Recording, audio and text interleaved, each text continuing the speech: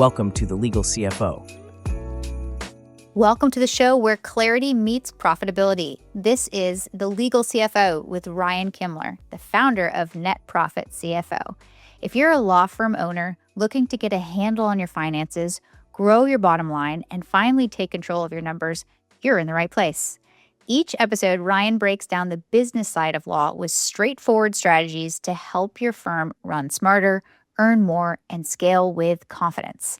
I'm Chelsey, and today we're talking about how to tell whether hiring another attorney will actually strengthen a firm financially or quietly create more pressure.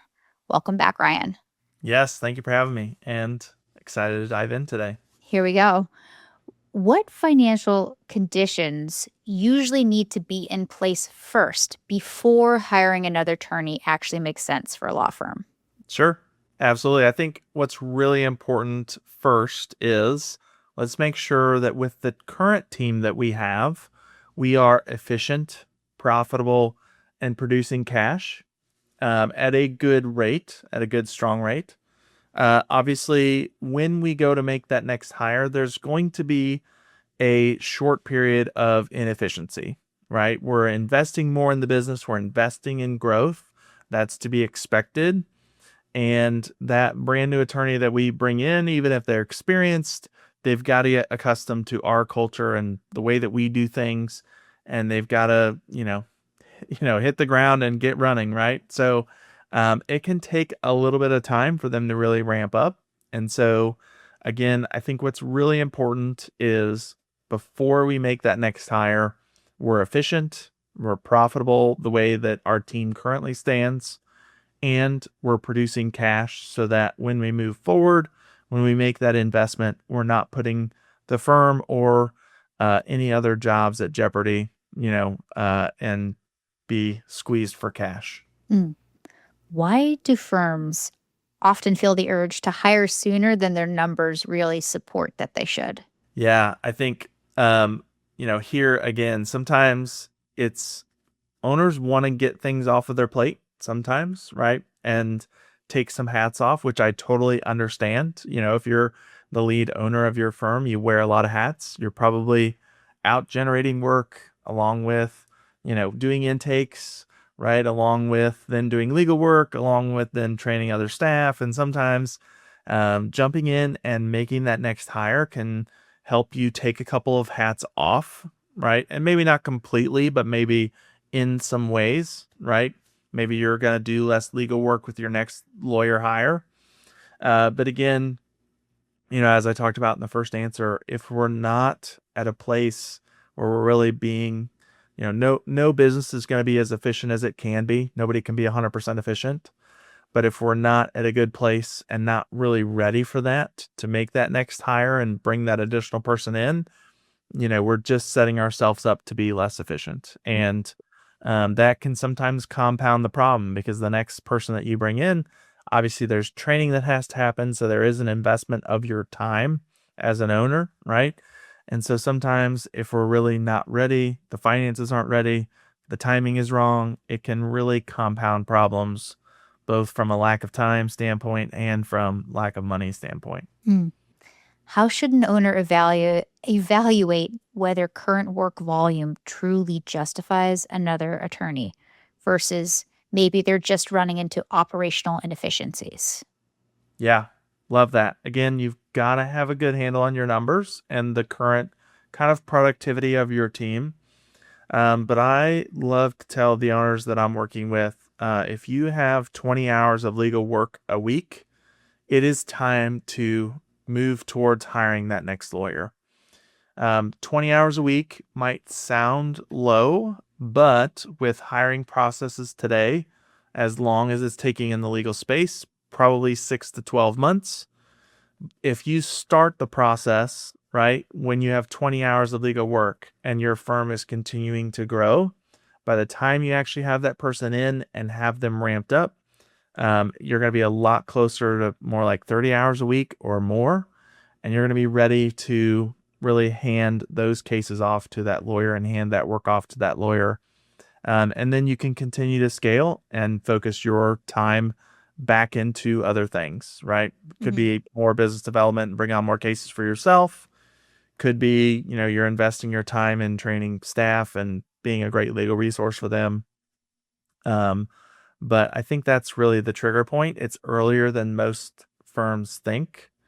And also, if we're priced appropriately, 20 hours a week of billable work for an attorney, it's not as profitable as it could be, but it is still profitable, right? And it's not a break-even proposition, right? It's not I went out and hired somebody and we're paying them $10,000 a month in wages, plus we've got taxes and payroll payroll taxes and healthcare and all that.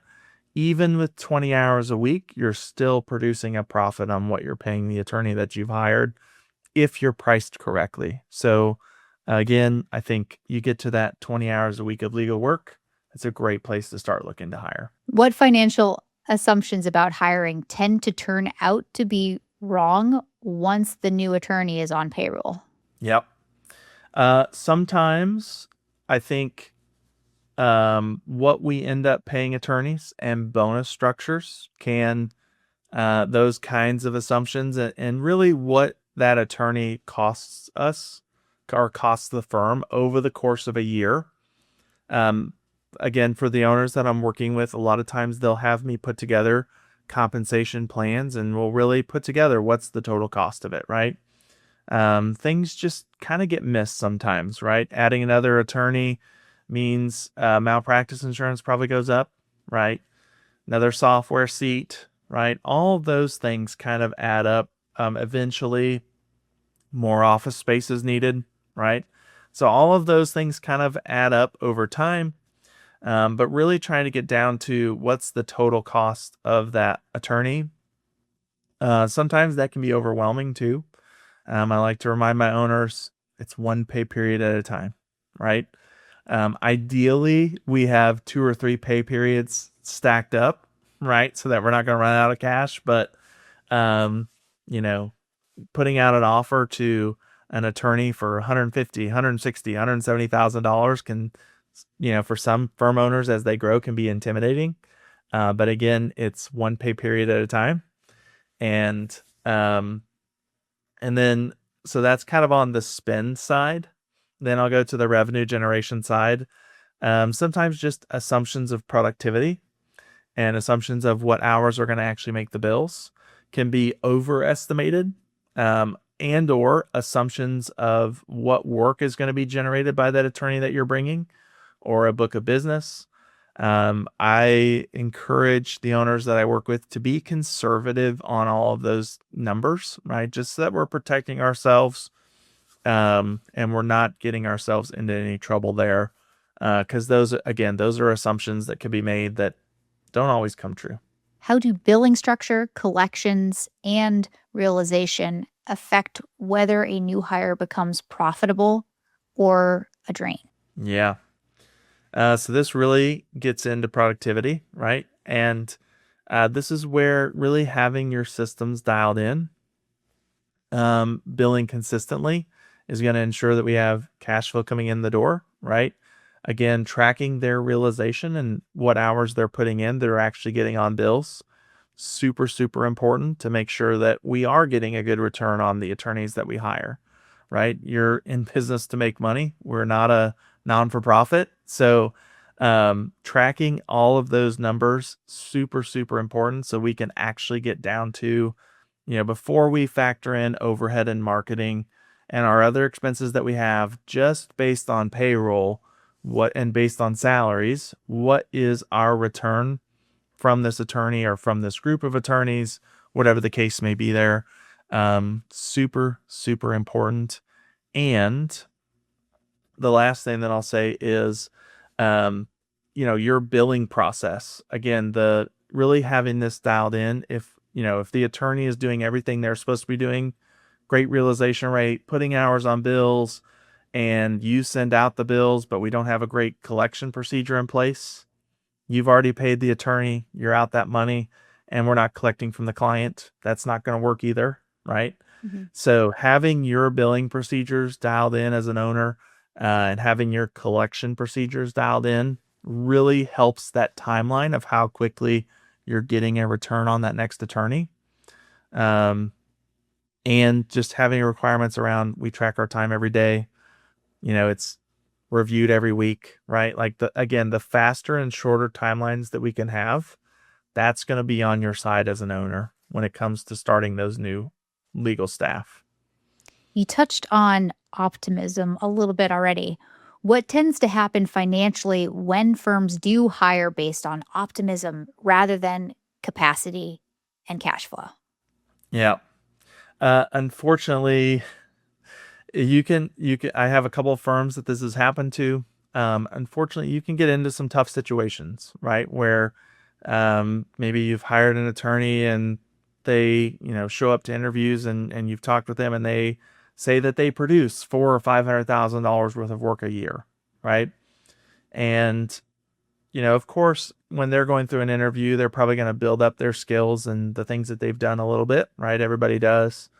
But if you hire them based on, that expectation of, well, I'm going to generate or bring in 400 or 500K, maybe you're paying them a number that's, higher in salary than if they weren't generating that, right? Or maybe there's a bonus structure that's built around them generating that, right?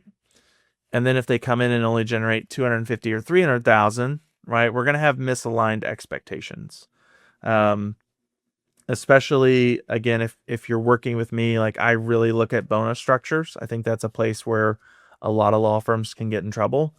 And again, if we've got someone that's saying, oh yeah, I'll generate 400 to 500K, most likely I'm going to build a bonus structure that's based around that or based around numbers near that. And it's very possible if they only generate 200 or 300K, they're probably not getting a great bonus that year, right?